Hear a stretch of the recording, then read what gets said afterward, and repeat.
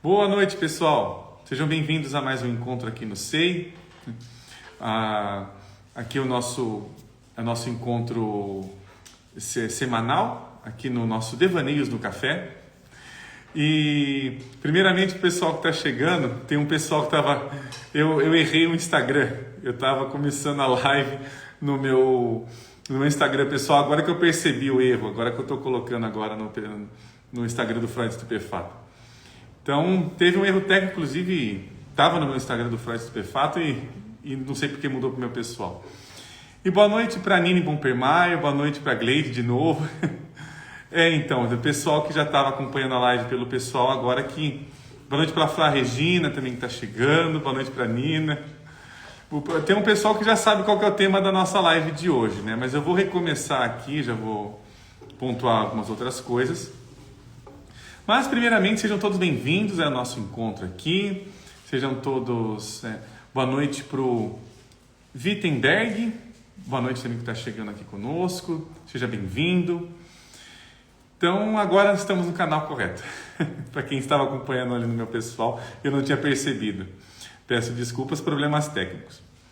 Mas hoje, né, o nosso Devaneios, né, trazendo a Karine Morrison também, boa noite, que está chegando aqui, nos acompanhando. Sem spoiler. Aí então, né, Nina? A gente estava comentando, né, sobre... no início da live lá, você comentou qual que vai ser o nosso tema de hoje. Então, o nosso tema vai ser um tema um pouco mais informativo que o normal. Vai ser um tema sobre algo muito importante. É uma live que eu já fiz ela em tempos passados, né? Inclusive... eu acho que eu tenho uma feita com o Daniel, né? Mas ela, de tempos em tempos, precisa ser renovado esse olhar. Então, hoje nós falaremos sobre a importância da postura do terapeuta na clínica. Nós vamos explorar esse imaginário, tanto pensando na posição do terapeuta, que é o que eu vou focar um pouco mais hoje, e também como uma posição informativa para quem busca uma psicoterapia, diferentes tipos de abordagem, como algumas coisas estão sendo lidadas. Então, a gente pode aqui também fazer uma conversa de algumas dúvidas, quem tiver algum comentário que puder fazer, fiquem à vontade, podem usar aqui o campo do comentário, ou também o campo que tem uma interrogaçãozinha com balão, que é onde tem as perguntas que eu consigo visualizá-las mais organizadamente. Bom, dito isso, o importante é ressaltar que, assim como eu já estava falando no início lá da live que eu estava fazendo no meu pessoal, o importante é nós percebemos que nós temos posturas analíticas, ou melhor, posturas terapêuticas diferentes. A proposta de uma psicanálise é diferente da proposta de uma... terapia comportamental, de uma sociohistórica, cada uma tem uma proposta em vigência. Todas elas são psicologia, ou seja, todas elas estão de alguma maneira conversando com algum atributo psíquico. Porém, fazer psique, né, olhar para a questão da alma, aí no caso, né, que psique é alma, que se fazer alma, é uma proposta diferente de que fazer outras psicologias que estão visando ali uma melhoria, que está com essa questão ali de melhorar determinados comportamentos, estipar determinados sentimentos, como por exemplo as angústias, as tristezas, né, a depressão e por aí vai. Então, o primeiro ponto é esse. Então, quando se busca uma análise aí no sentido psicanalítico da palavra, a busca por uma análise é uma busca por aprofundamento, ou seja, eu estou sofrendo algo que não está mais me obedecendo de alguma maneira, ou não está funcionando, né? Não gosto muito dessa palavra, porém, eu não consigo, tem alguma coisa que vai além da minha vontade. Algo funciona em mim além da minha vontade, né? Isso é um ponto, porque o que acaba acontecendo? Há uma narrativa que é entregue, até de uma forma mais comum, de que isso que não funciona isso que não me obedece, isso que parece que é estranho demais a mim, estrangeiro demais a mim, eu preciso achar algum remédio, eu preciso achar algum tratamento que retire esta angústia, esse sentimento, certo? Todo e qualquer tipo de psicoterapia, até mesmo as psicoterapias comportamentais, vão entender que isso não é algo alheio a mim. Esse sentimento não é algo que é fora de mim, no sentido de não me pertence de nenhuma maneira, isso é como se fosse um vírus. Não, isso tem uma causa. Isso tem algo que tem uma narrativa sobre mim, faz parte da minha vida de alguma maneira. E aí cada uma vai olhar segundo a sua matriz epistemológica, né? Segundo o seu olhar teórico ali, nesse sentido. Então isso aqui tem uma questão mais causal, tem ali uma questão mais prospectiva e por aí vai. Ok, mas como a minha atuação como profissional vai mais de acordo, eu busco um alinhamento com a psicanálise, com as psicanálises e mais especificamente com a psicologia analítica, né? Eu não gosto muito do termo junguiano, nem o Jung gostava muito desse termo, até porque tem uma frase muito interessante para nós refletirmos sobre isso, que é do Hillman. Eu vou até trazer essa frase aqui porque ela é importante, é uma frase pequena. Deixa eu só achá-la aqui, que ela está bem no início de um livro que é... Deixa eu ver... Aqui, achei. Então, tem uma frase que ela é extremamente importante para nós termos o pensamento do que nós estamos fazendo como psicologia. Essa frase está no livro Revendo a Psicologia, aqui, do James Hillman. Inclusive, com bastante honra, né, que eu coloco ali, que é uma parceria com a editora Vozes. Infelizmente, este livro na editora Vozes, hoje, ele está esgotado. E consegui-lo, esse sebo, é extremamente caro. Então, é um livro que tê-lo fisicamente é bem inviável hoje. É um livro realmente muito caro, se for procurar em sebo. Mas é um livro extremamente importante, ao meu ver, que ele traz um resgate, né, de perspectivas psicológicas, inclusive do Jung, do Freud, mas ele traz a concepção principal do livro. Eu acho que ela condensa-se bem nesta frase aqui, que está na página 31, que está bem no meio da página, inclusive. Freud e Jung são mestres psicólogos, não porque podem segui-los, tornando-se freudianos e junguianos, mas porque podemos segui-los, tornando-nos psicólogos. Essa frase ela é fundamental para nos tornarmos psicólogos, que é diferente. Tornar-se psicólogos é diferente de me tornar um junguiano ou de seguir uma teoria, ou de seguir um determinado autor, ou de seguir uma determinada base apenas, né? Não que não tenha, isso é importante. Mas tornar-se psicológicos é se alimentar daqueles que se aprofundaram psicologicamente. Daqueles que trabalharam psicologicamente em si de alguma forma. Freud e Jung são referências aí que nós temos que nos seguem. Lacan também, o Winnicott. Deixa eu dar um tempinho para ver aqui alguns comentários, né, para a gente ir conversando. Tem o primeiro comentário da Nini Pompermayer, que ela diz aqui o seguinte: por mais doloroso que seja, e até por ser doloroso, o sintoma está fazendo um convite para olhar mais profundamente. Ter essa imagem fez muita diferença para mim. Sim, né, o que a gente chama, né, de sintoma dentro de uma perspectiva psicanalítica é o que nós olhamos no sentido do patologizar, né? Patologizar é o que tem relação com o sintoma. E o patologizar é exatamente essa dinâmica que não me obedece. Então é exatamente através deste campo que nós imaginamos ali, né, com várias bases, que a gente consegue entrar pelo inconsciente.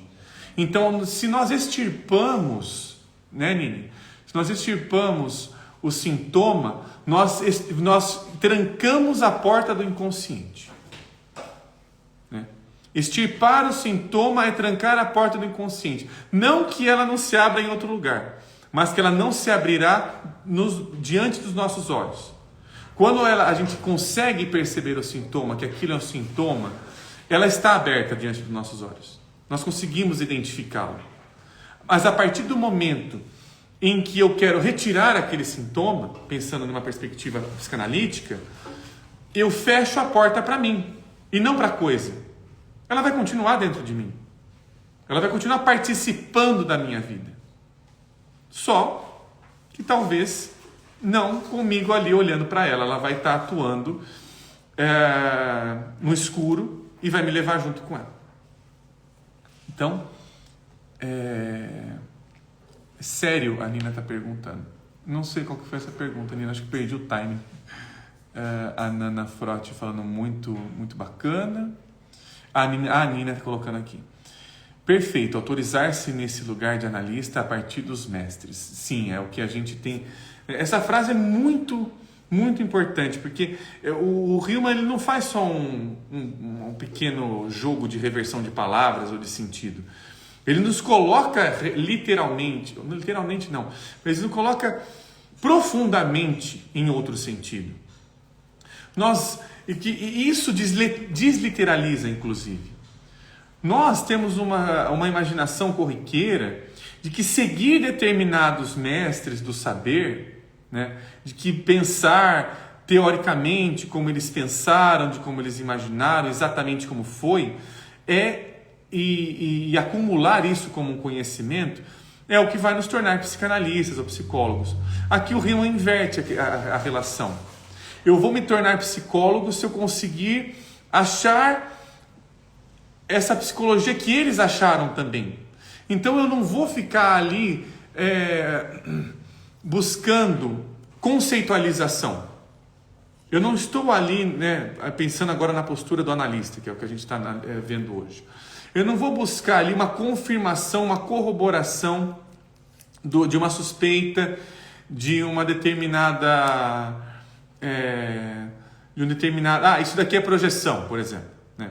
Isso aqui a pessoa está projetando. Porque isso é muito claro, muitas vezes. Isso fica muito básico até. Isso é como se o analista estivesse se autoagradando ali. Ele estivesse ali, nossa, olha, eu confirmei realmente a projeção, olha só que legal. Tal. Então não vai para muito lugar. A análise é para o analisando.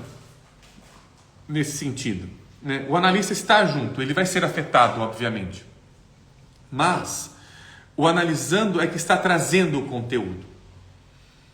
E isso é importante, porque o conteúdo que ele traz livremente vai tocar no analista. Um conteúdo humano toca no outro. E isso é algo que, se o analista não cuida de si, né, se ele não faz esse processo de analisar, de estudar, de ali estar escutando outras pessoas, né, da área, ou até mesmo outras pessoas em outros lugares, porque a análise sempre nos coloca em movimento. Então isso é uma crítica que inclusive já é antiga, né? O analista que fica só no seu consultório, que não divide conhecimento, não vai buscar ali outros lugares para ver como é que está se vendo, como é que está a contemporaneidade da psicologia, né? Qual que é a linguagem que está sendo utilizada hoje, ele fica tão fechado que a única coisa que vai restar para ele é que ele vai ter que ficar explicando tudo. Ele deixa de receber o mundo como uma apresentação. Nada mais ele vai conseguir entender como algo novo. Até mesmo os processos do próprio paciente, que pode estar acontecendo alguma coisa diferente e sempre está acontecendo algo diferente, ele não vai conseguir perceber. Então é importantíssimo que o analista cuide da sua imaginação.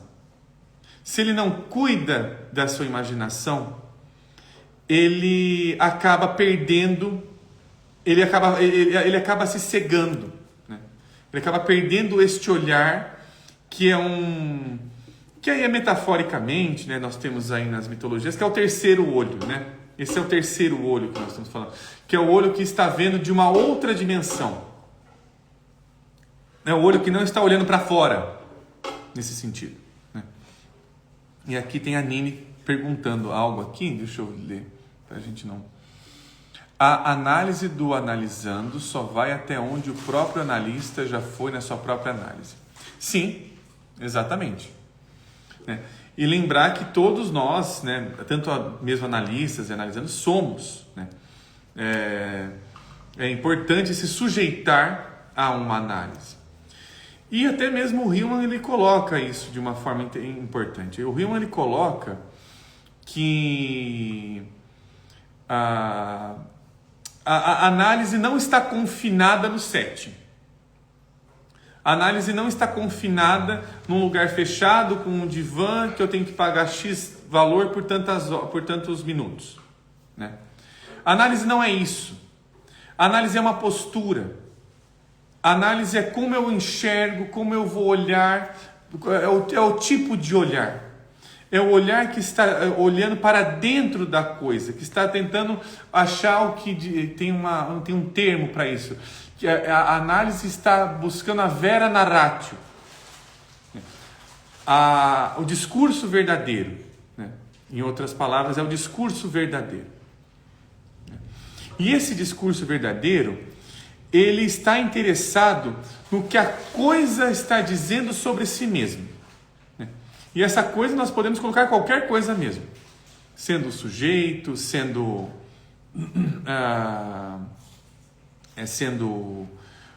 sei lá, a pessoa pode estar falando sobre um vaso ou uma nuvem. Mas, se eu perceber que o vaso talvez seja uma maneira dela dizer sobre algo que está aberto e fechado ao mesmo tempo, talvez eu consiga perceber que ela não está falando de um vaso feito de barro numa olaria X. É para lá que a gente vai. Então, a mística da Suíça aqui falando, quero para mim, depois de integrar nas terapias aqui, volto para a análise. Que bom. É importante. E também é importante, a gente vai falar um pouquinho mais da postura do analista, né? Então eu queria trazer primeiro essas informações, que tiver alguma dúvida, porque a Nini está trazendo a questão de onde o analista vai, né? Então, se o analista não percebe as suas próprias demandas, as demandas é que eu não quero colocar na questão do desejo, né? A gente vai ficar assim muito teórico, tal. A gente já falou tanto sobre isso, né? A gente fica fazendo memes sobre isso até. Mas é perceber uma necessidade inerente em mim que está o tempo todo colocando-se como uma urgência. E essa urgência muitas vezes está sendo vista como que parecendo uma urgência infantil. Inclusive, há um poema da Wisława Szymborska falando sobre isso, né? Que as perguntas mais urgentes são as perguntas que as crianças fazem, né? Então, agora tem bastante pergunta e comentário. Deixa eu ver cada um aqui. Da Nina, primeiro aqui. Pensando o quanto a postura do analista se relaciona com a escuta e o olhar. A importância da arte enquanto o refinamento dessa postura. Se a gente colocar a arte aí, Nina, como uma postura de eu não sei, a gente pode colocar algumas perguntas artísticas, né? Quais são os pincéis com qual o analista pinta? Com qual o analista vai ali trabalhar no quadro que está sendo apresentado para ele? O quadro que está sendo apresentado para ele a pergunta mais importante que o analista tem que se colocar e entender ali, que eu não sei. A partir do momento em que ele fica, ele sabe demais na análise, a análise já está chegando ao fim. Porque, novamente, nós estamos falando de uma postura de entrar no inconsciente. Se eu sei que aquela pessoa vai trazer aquilo de novo e tudo mais, tal, da determinada forma, se eu fico parado nesse mesmo não sei, eu parei junto. E eu não permito com que o meu analisando ele ande. Aí o analista não está permitindo que o analisando ande. Se ele não adotar essa postura do eu não sei, o que está sendo dito aqui? Porque exatamente é se agarrar a este não sei, que é uma postura artística e até mesmo poética, né? Citando a Wisława Szymborska, o discurso do Prêmio Nobel de 1996, ela fala sobre isso. Para quem quiser, tiver curiosidade, vejam que é um discurso maravilhoso, é um discurso psicológico fantástico, o que ela faz da entrega do Prêmio Nobel.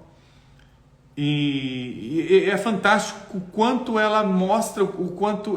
tem até um poema que ela fala sobre isso, que ela diz o seguinte: quando eu era mais nova, eu sabia pouco, mas eu tinha muitas certezas.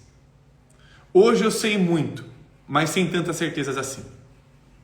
Essa é a postura psicológica que a gente tem que ter para entrar e conversar no campo do inconsciente.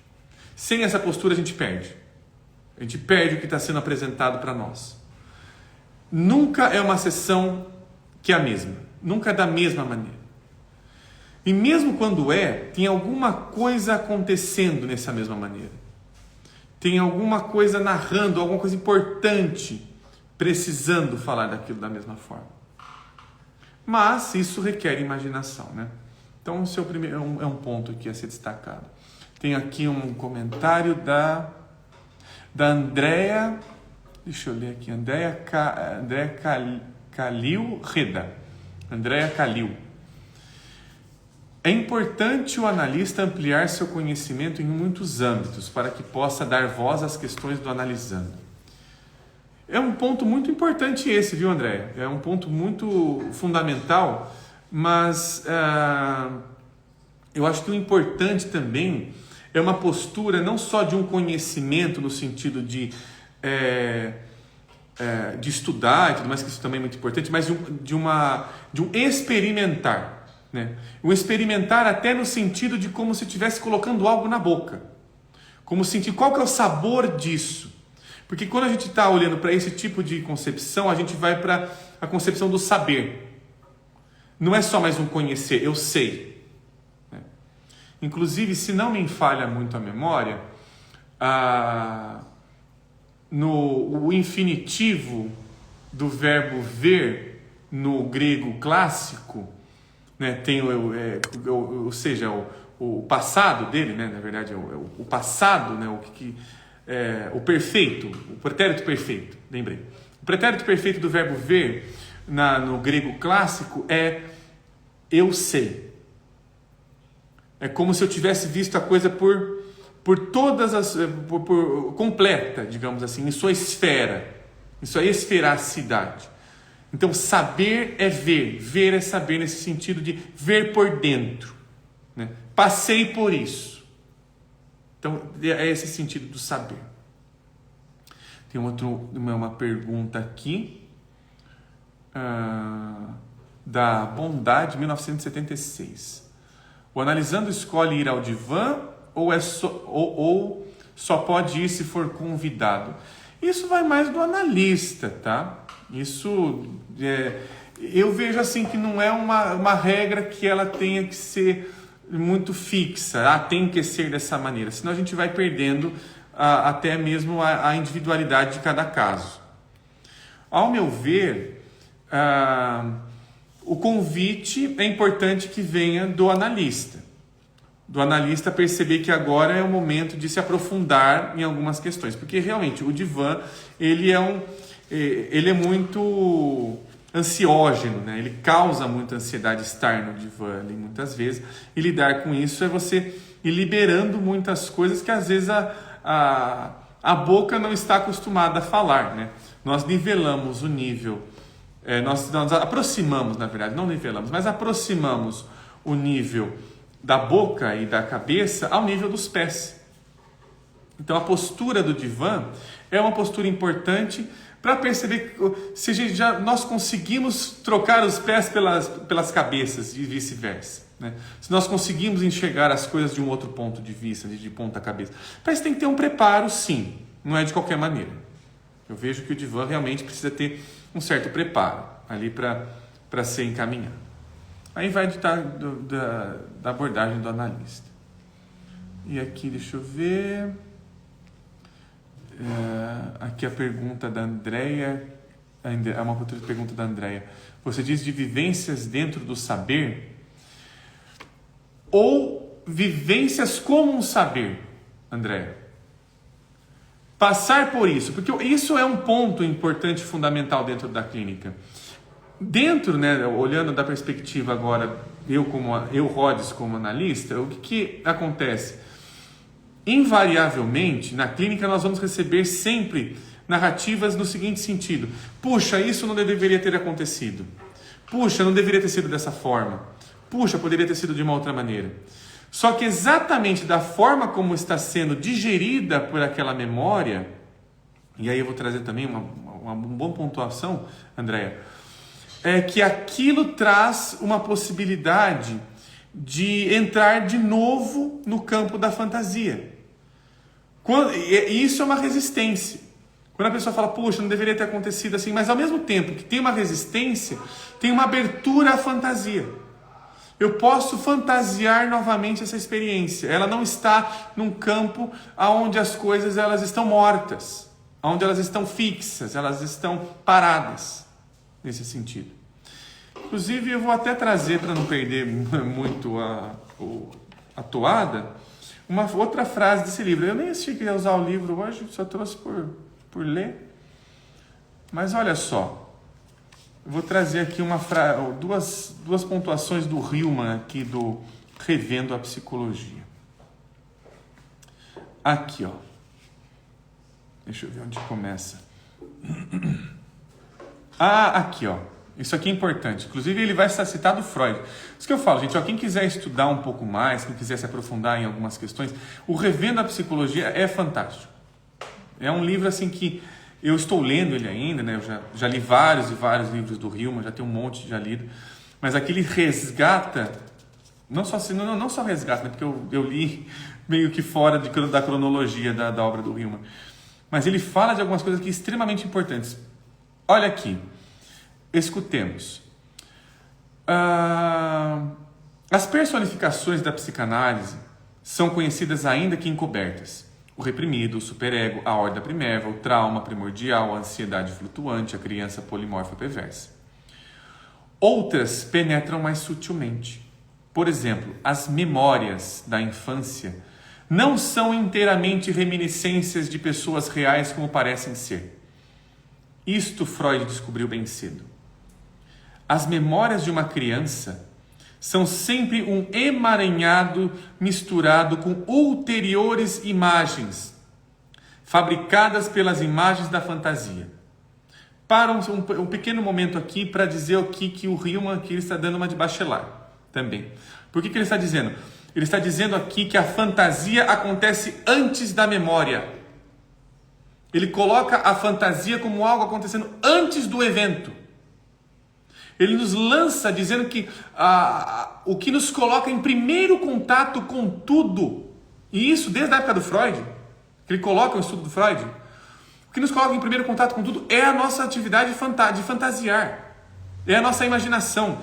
A imaginação está acontecendo antes do evento.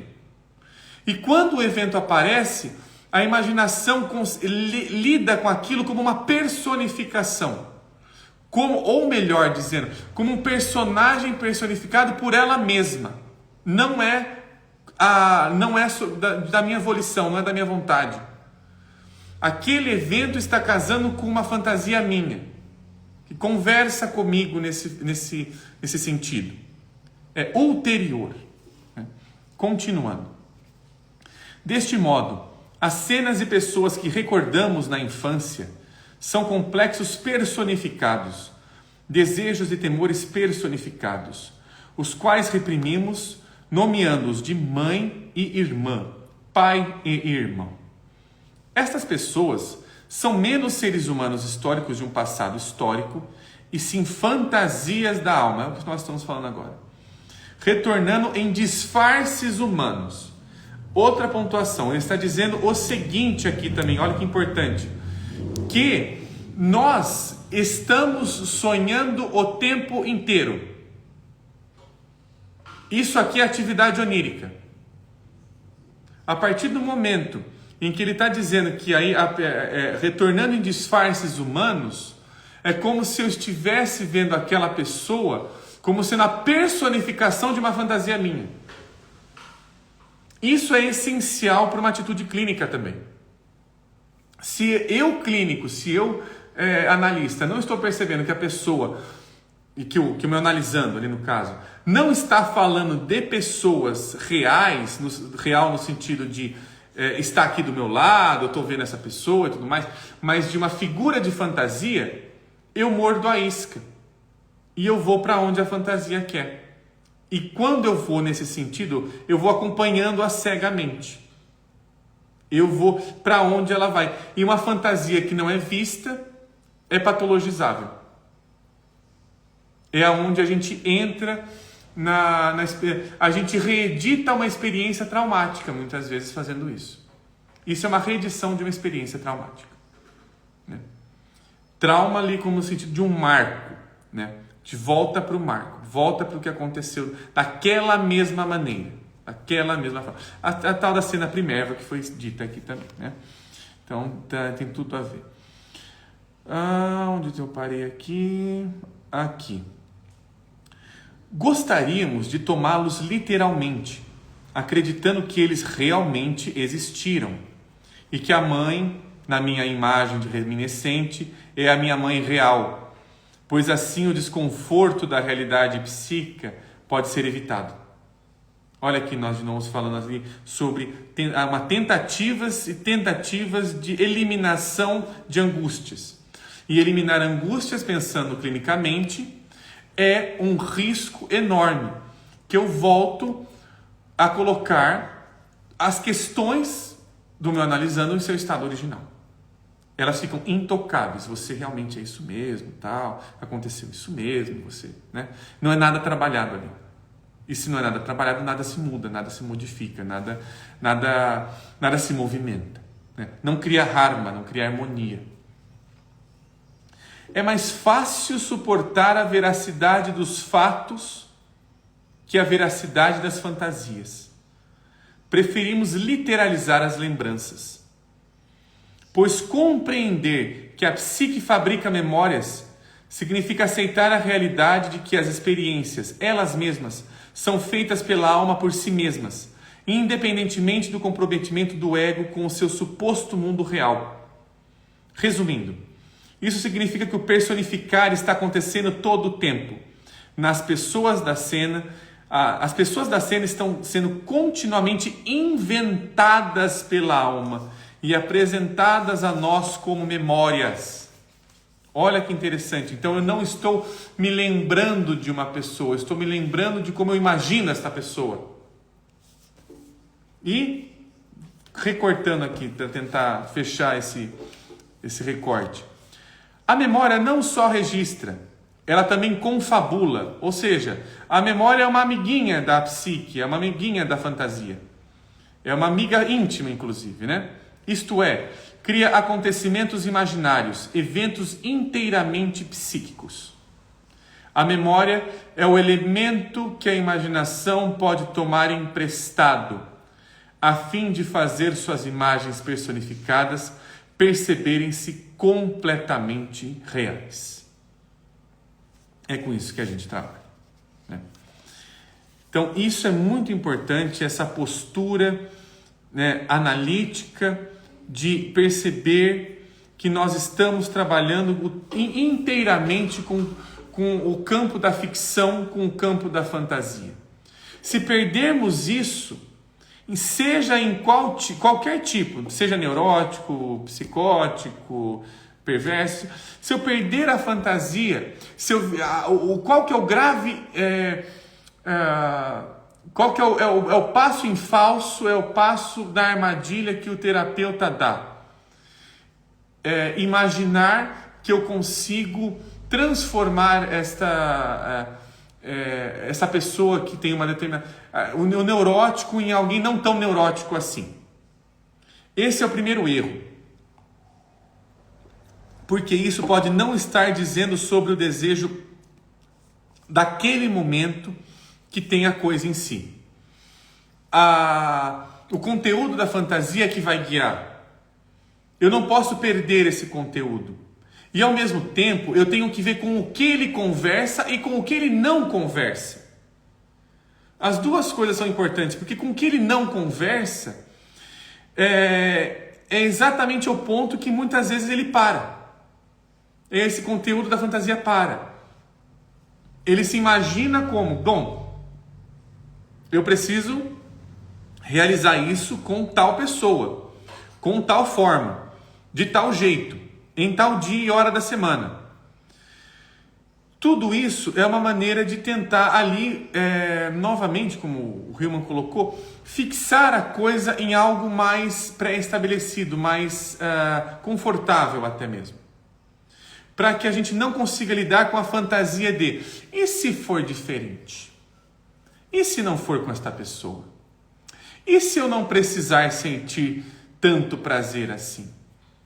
E se eu não precisar... E se eu não precisar desse carro que eu acabei de comprar? Tanto assim. E se eu puder fazer tal coisa? Então, esses conteúdos, muitas vezes eles recebem, logo que eles aparecem, como, não, mas espera aí, você está desvalorizando? Como assim? Você já está pegando, desvalorizando? Estou dando um exemplo bem básico, bem coloquial em relação a tudo isso. Mas é para perceber o quanto nós tratamos a fantasia de uma maneira muito nominalista. Nós, inclusive terapeutas, temos o risco constante de tratar a fantasia de uma maneira nominal. O que é uma maneira nominalista? É uma maneira cartesiana, racionalista, pragmática, que imagina que tudo pode ser reduzido a nada. Que a coisa em si não tem conteúdo nenhum. Que a fantasia não tem conteúdo nenhum. Eu que tenho que encher a fantasia de conteúdo. Isso é matar a fantasia. E toda vez que você mata uma fantasia, ela vai renascer pior. Até porque ela é um produto de uma fantasia. Ela não tem corporificação. Não dá para matá-la. Então, a gente só consegue achá-la através da linguagem. Através de uma linguagem que se aproxime dela. Nós temos que tomar cuidado com essa linguagem, inclusive. Bom, me alonguei aqui, né? Falei bastante. Deixa eu ver se tem mais algumas coisas. Deixa eu ver, tem perguntas aqui. Tem uma pergunta do Torres. Deixa eu ver aqui. Rhodes, às vezes sinto que virei brother do meu analista. Isso é ruim? Parece que estou falando com um amigo às vezes. Então, né, Torres, eu acho que você precisa dar uma revisitada na sua análise. Porque o que acontece? É complicado, né? Eu não vou, né, colocar nada, porque cada terapia tem a sua vigência. Porém, nós estamos colocando aqui que é o seguinte: sim, há um risco iminente disso acontecer, e isso não é incomum, viu, Torres? É bem comum isso acontecer, o que você está trazendo. Porém, já se afasta de uma postura analítica, tá? Se for o que você está dizendo. Porque a postura analítica não é que eu vou ver ali a pessoa de uma forma neutra, né? Inclusive o Hillman também tem um livro sobre isso, que ele fala que essa neutralidade é exatamente aonde o analista ali, ele é pego ali, a psique dele é fisgada. Não tem uma neutralidade no sentido de vou tratar você friamente, né? Não tem como isso acontecer. Se isso está acontecendo, não tem troca, né? Mas a postura analítica, ela envolve que o analista, sim, ele tem que estar percebendo que o tempo todo ele está lidando com uma coisinha chamada transferência, né? E que não é coisinha, coisa nenhuma, né? Isso daqui é até um eufemismo. É algo principal e primordial dentro de qualquer tipo de análise. A transferência é aquilo que me coloca em contato com o conteúdo da fantasia. Opa, isso daqui não é sobre mim, analista. Isso daqui pegou no meu... Por isso que é importante fazer, inclusive, supervisão. Porque na supervisão vai ficar claro esses momentos onde a contra-transferência está atuante. Em que sentimentos, em que visões, em que maneiras de se lidar com algumas coisas, isso está mais atuante. Na supervisão isso fica mais claro. E é um esclarecimento que não para, não é aquele esclarecimento explicativo de não, é aquele esclarecimento que causa cada vez mais dúvidas e uma vontade de mudar até mesmo de atitude. Por isso a supervisão é extremamente essencial para a análise. Para analista também, né? Colocar. Mas uma postura que, digamos assim, o analista começa a falar da vida dele, nossa, eu passei por isso também, puxa, você tem que fazer tal coisa. Ele caiu na conta de transferência na total. Aí é difícil a análise conseguir andar, porque aí você vai percebendo que, eu já não estou mais falando sobre mim. Eu já não estou conseguindo cuidar de algumas coisas que eu não estou enxergando em mim. Né? Então a postura do analista é uma postura, de novo, né, de resgatar o não sei. O que você está me dizendo? Você está me dizendo que você está com um problema com o seu pai e você está vindo aqui para mim querendo que eu te dê uma solução? Então você quer ficar no pai de novo? Não é isso que seu pai faz com você? Tudo um exemplo aqui, tá? Um exemplo clínico. Então percebe que é assim que a coisa atua. Então nós percebemos os personagens que estavam de trás da narrativa e não os personagens que eu supostamente fabrico dessa narrativa. Muitas vezes, inclusive na própria análise, a gente vai achar que está falando com um personagem X, mas aí a gente se aprofunda ainda mais e vai ver que na verdade era um Y. A gente achava que, nossa, tem uma questão ali com a mãe e tal, não sei o quê. Aí, sei lá, faz uns 5 anos de análise e vai ver, na verdade o negócio é com o pai. Aonde pega mesmo, essa mãe estava protegendo esta pessoa de entrar em contato, de falar com esse pai o tempo todo. De que forma? Como isso aí aparece? Então, o processo analítico é exatamente esse processo, até mesmo de instabilidade, né? No sentido de que nós estamos o tempo todo se mexendo ali, né? O tempo todo tem alguma coisa que vai me tirar do eixo, né? Me coloca num outro fator, num outro lugar. Então, não sei se consegui responder essa pergunta, Torres, mas tentei dar uma explanada sobre ela. Deixa eu ver se tem mais perguntas aqui embaixo. Tem uma aqui na caixinha. Como diferencia desejo e fantasia? A Nina está perguntando. Como se diferencia? Eu vou tentar falar com as minhas palavras, viu, Nina? Para não ficar realmente tão técnico assim. Até a mística da Suíça está falando que isso é muito técnico. Que eu espero que não tanto, viu?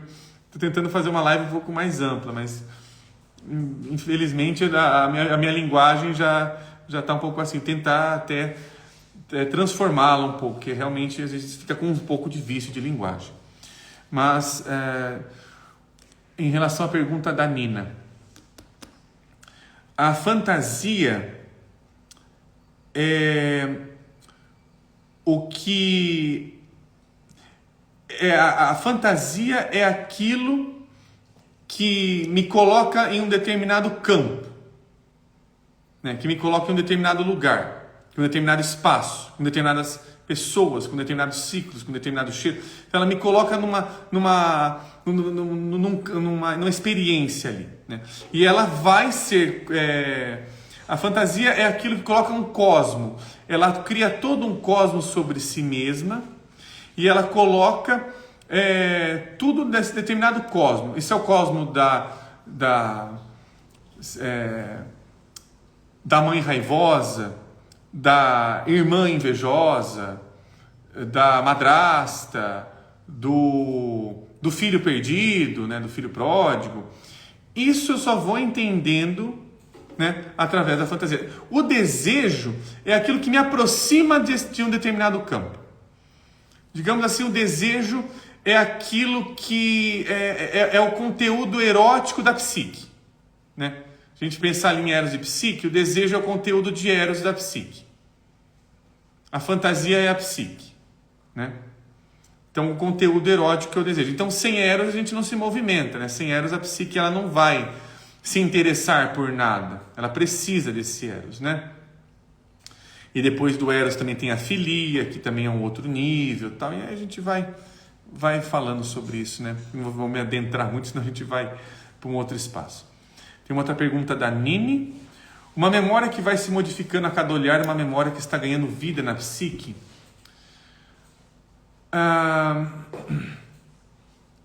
É uma memória que está se curando. Não como cura no sentido de extirpação, de não vai existir mais essa ferida. Pelo contrário, ela tem que existir, ela vai existir porque ela foi feita. E ela é lembrada. Mas cura no sentido de é algo que eu me alimento, né? É como se fosse uma mina, né? Que vai minando ali, ele vai me dando ali sabor. E nesse sabor é um sal, né? Aí eu vou tentar lembrar até uma live que eu fiz há muito tempo atrás, né? Do sofrimento do sal, que é do Hillman, né? Do Psicologia e Alquimia, que é um fantástico esse artigo dele, que está dentro do livro. A partir do momento em que eu reexperimento aquela memória, eu vou começar a perceber níveis. Isso está muito salgado, isso está insosso, isso está estranho, isso está com gosto um pouco melhor. Esse gosto, não, aqui não está com gosto bom, não. Então a gente vai experimentando os níveis de sabor que isso tem. Uma memória é como se fosse uma mina de sal, porque isso é meu, né? Uma mina de sal porque isso é meu, né? O Hillman faz uma jogada linguística fantástica usando a língua inglesa, que ele usa o mine of salt, né? O mine que tem a questão da mina, que fosse uma mina de ouro, e o mine como aquele pronome meu, né? Um pronome possessivo meu. Então ele coloca as duas coisas ali equiparadas. Então quando eu percebo que isso é meu, e que eu vou digerindo isso, que eu vou criando sabor, que eu vou experimentando aquilo não tem mais o mesmo sabor, porque talvez eu estivesse tomando esta memória em altas dosagens. Ela aparecesse em muitas altas dosagens. E eu fosse impossibilitado de experimentá-la. É como se fosse aquela... Vamos colocar uma imagem. Uma mãe que coloca sal demais na comida. O tempo todo... a comida é para ficar boa, tem que colocar muito sal. A partir do momento que você vai retirando um pouco de sal, fala, a comida não está mais com aquele sabor, mas parece que ela modificou alguma coisa. Não é a comida, é o sabor dela. Ela continua, né? Ela continua apresentando, mas o sabor muda. Então, é temperar, né? Essa memória que você vai se modificando, ela vai se temperando, né? Ela ganha temperância também, né? Ela não é uma memória destemperada, né? É uma memória que vai fazer de tudo quanto é jeito, né? Vai entrando e vai entrando, inclusive, num lugar que parece que eu não consigo experimentar de outra forma, né? Parece que eu sou raptado em comer daquilo daquela maneira. E deixa eu ver mais, tem alguma pergunta? Tem bastante coisa. Deixa eu ver. Nossa, tem bastante. Tem uma questão na caixinha. Simonix, eu vou tentar ver a sua primeiro, que realmente tem bastante perguntas aqui hoje. Hoje tem uma colaboração, tá ótima aqui na live. E como tem perguntas mesmo, né? Deixa eu ver aqui. Tá. Essa aqui tá do Story. Quando puder, é a Simonix. Quando puder, fale sobre a postura do analista na transferência contra transferência emocional ou erótica. Tá, eu vou tentar ser um pouquinho mais ilustrativo em relação a essa questão. A análise é um lugar onde o tempo todo, né, pensando, o que é transferência? Transferência é eros, né? Transferência, em outras palavras, né, é amor, né? Quando a gente está falando de transferência, nós estamos falando sobre amor. Por isso que quando nós estamos falando sobre amor em psicanálise, não é o amor romantizado, que isso já está bem mais explicitado, tal, que a gente fala bastante sobre isso. Transferência em análise é amor. Nós estamos falando sobre algo que está, aos seus termos, seduzindo para que você, analista ali no caso, né, corrobore que as coisas são assim mesmo, foram dessa maneira e tudo mais. Só que isso tem que ter uma sutileza muito grande. Porque a partir do momento em que eu percebo que isso é um conteúdo transferencial, eu não posso, ao mesmo tempo, cair nesse conteúdo e muito menos invalidá-lo. Porque exatamente esse conteúdo é que coloca a psique em movimento. Eu não posso invalidar, mas eu posso mostrar, olha, isso que você está querendo, dessa determinada maneira, parece que mais faz com que você fique presa a determinado fator do que consiga se relacionar com ele. Então, o lidar com a questão da transferência é sempre lidar com, a partir do momento em que o analista está pensando, puxa, essa pessoa realmente sofreu isso tudo mesmo, tudo mais. Se ele para aí, isso é importante ele imaginar, porque ele consegue ter uma simpatia ali pelo analisando. Mas a partir do momento em que ele está sempre afirmando esse lugar, é onde a análise não está andando mais. Fala, tá, ok, você está trazendo isso, a gente sabe que isso está sendo sofrido, mas o que te faz reexperienciar isso? Para que eu consiga enxergar esse campo da transferência, eu preciso sair de uma postura onde as coisas elas precisam... Porque, o que acontece? O analista que ele coloca, por exemplo... barreiras para se relacionar com o analisando, no seguinte sentido, olha, tal coisa, nós temos que trabalhar isso em determinado momento e não agora. Por exemplo, esse é um conteúdo, por exemplo, tem várias coisas, por exemplo, esse é um conteúdo que não é para a gente trabalhar agora, a gente está falando sobre outro. Se o analista ele está o tempo todo ali delimitando demais o espaço o analista está delimitando demais o espaço do analisando, a análise ela está sendo sempre intermediada por algum fator. Eu não estou me relacionando diretamente com o analista. Eu estou sempre sendo intermediado por alguma coisa que parece sempre ser a mais importante. Sei lá, uma técnica, Inclusive isso é ensinado na faculdade, viu? Isso é ensinado na faculdade, do tipo, que isso é perigoso. Aí eu vou colocar uma postura mais crítica, que é a intenção da live também. Por exemplo, uma criança quer brincar com outro brinquedo. Não, você tem que brincar com esse aqui primeiro. Ou se não, a criança não pode brincar com um determinado brinquedo porque ela já brincou antes na sessão anterior. Eu limito a fantasia. E eu estou enxergando o brinquedo de uma forma muito literal. Assim como eu vou enxergar as pessoas de uma forma muito literal. Eu perco a análise. Então, isso tudo são questões da contra-transferência. É uma defesa do analista. Quando sai do meu campo de saber, eu já tranco. Opa, aqui não. Aqui é melhor a gente não entrar. Né? E exatamente o campo do não saber que nos interessa. Porque é ali que acontece a relação. É ali que eu posso realmente estar interessado em escutar o que o outro está dizendo. Então isso é muito importante. E a gente está quase no fim da live já. Tem muitas perguntas. Eu acho que vai ser uma live que vai... Tem muitas... Nossa, tem muita pergunta mesmo. Não sei se vou conseguir dar conta de falar... Não vai dar conta de todas essas, não. Tem muita pergunta. Deixa eu ver se eu consigo pegar uma aqui. Deixa eu ver.